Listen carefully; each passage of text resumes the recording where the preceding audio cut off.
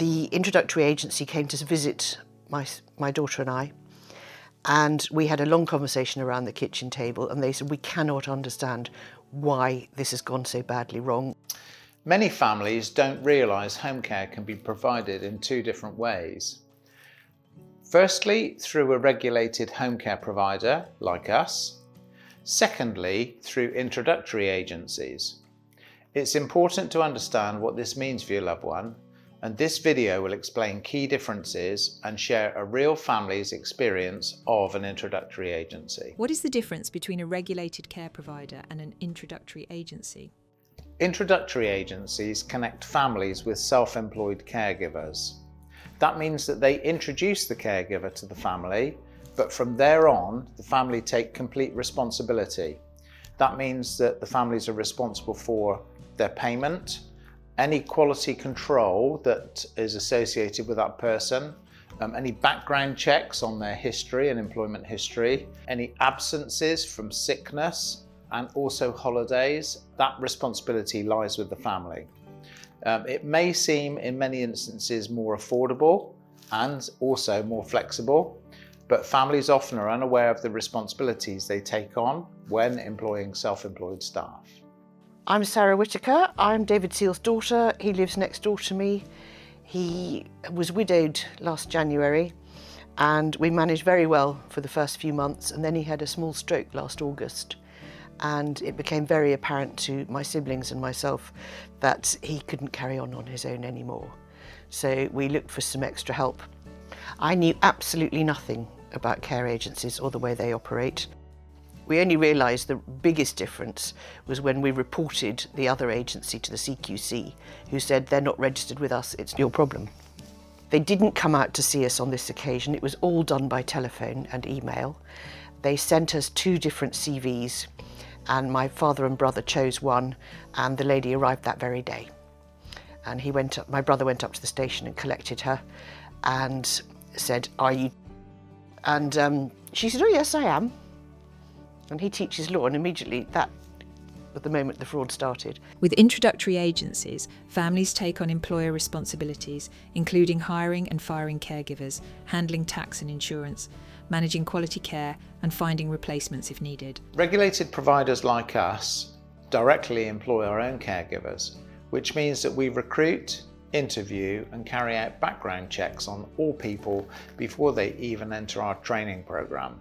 This training programme ensures that they will follow our strict care and safety standards.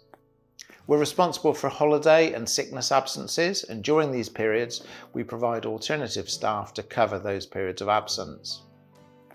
This industry is regulated by the independent regulator called the Care Quality Commission, and we have to ensure that we follow their strict safety, quality, and safeguarding standards in every aspect of the service that we provide to all clients. Families often assume all care services come with full protection. Introductory agencies do not have the same legal responsibilities as regulated providers, and this can pose risks. Regulated providers are legally responsible for providing proper training, carrying out DBS checks, carrying out regular supervisions, and ensuring that staff are following the carefully written care plans for every client. We also must step in and solve any issues associated with the service. Introductory agencies, on the other hand, have no legal duty to oversee the care at all or respond to any cases of misconduct. That responsibility lies entirely with the family who've employed the self-employed caregiver. The introductory agency couldn't really explain why this lady wouldn't drive. They protested loudly that she was an excellent cook and she'd worked for some of their more challenging customers who'd all thought that she was marvellous. And the more I emailed them and the more I telephoned them and the more I rang the office, the more they said, but she's wonderful, I can't think what your problem is. Without regulation, families may face no accountability if something goes wrong, no guaranteed training or supervision, and no protection against fraud or deception. Her CV was excellent, absolutely excellent, and her references were excellent. She was a wonderful cook, had her own car, long experience in the care industry, just what we were looking for. And it turned out that we got a lady who couldn't cook, couldn't drive, couldn't operate a catheter. I carried on monitoring and organising all my father's pills and medicines. She gave them to him, but I sorted them for him because I don't think she could read English. The introductory agency came to visit my daughter and I, and we had a long conversation around the kitchen table, and they said, we cannot understand why this has gone so badly wrong. And the more they described this wonderful lady, the more we said that's not who it was. And eventually my daughter produced the video of this woman and said, have you got a picture of her? And the picture they had of the lady they thought they'd sent us was not the lady that we'd had. Unfortunately, cases of issues with introductory agencies are not uncommon. There's absolutely no requirement for them to verify the identity of the staff that they're placing with clients or confirming any skills that those caregivers might have. Why is regulation important when choosing a care provider? Regulation exists to protect people in receipt of care services, and regulated providers must carry out full DBS or criminal records checks on all staff before employing them.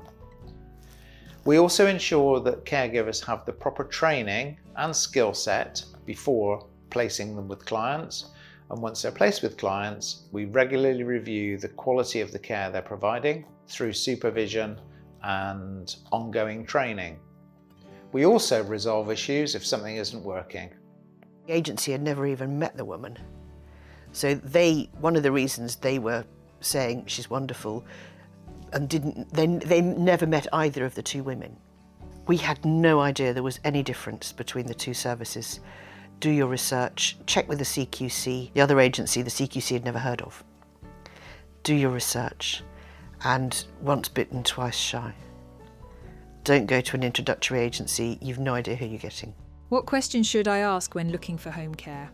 Is the organisation regulated by the Care Quality Commission? Who carries out the caregiver's background checks? What happens if something goes wrong? Who supervises the care? And who is legally responsible for mistakes or misconduct?